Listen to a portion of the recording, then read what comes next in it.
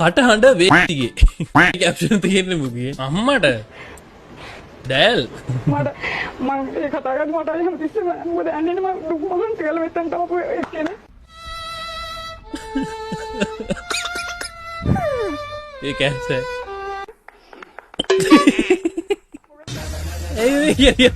ඇයි මේක අප්පුඩිය අඬලරි කරන්න මෙතෙන් ඩාවනේ ආවනේ කොහොමද මට දැයිදි වෙන්නේ නැති අපි දන්නේ නැහැ සමහරුන්ගේ බෑක් ස්ටෝරි සමහර ඒවා ගොඩක් දුක් දේවල් තියෙනවා අපි දන්නේ නැහැ ඒක නිසා hina වෙලා බෑ උඹලත් hina වෙන්න එපා මේ බලන්න ඔව් ඉතින් අමාරුත් ඇති නේද දීලා බලන්න ඉතින් හිල මේ මොකද මේ කියන්නේ දුක් මහන්සි ප්‍රතිඵල හැම වෙලාවෙම උඹලා හරි නෑ මචං මම වුණත් මම නෑ හැබැයි හරි උනා මම කිව්වනේ සාමාන්‍ය ස්ටෝරිය දුක ඇති අපි දන්නේ නැහනේ යාමක අපි දන්නේ නැහනේ මචං නිලියෝ ගොඩක් එන මග එකයි නිකන් ඉනි මග වගේ නිකන් එකෙන්ම තමයි ඉන්න ඕන වෙන මගවලුත් ඇති වැඩසටහනට පයින් දෙවිත් අන්න එහෙම වෙන්න පුළුවන් මොකද අන්නේ මම දුක් මොහොන් කියලා මෙතන තවපු එක්කනේ සමහර විට ආවිල්ල කකුල රිදෙන නිකන් ගුන්ද මාර්ග ග්‍රහ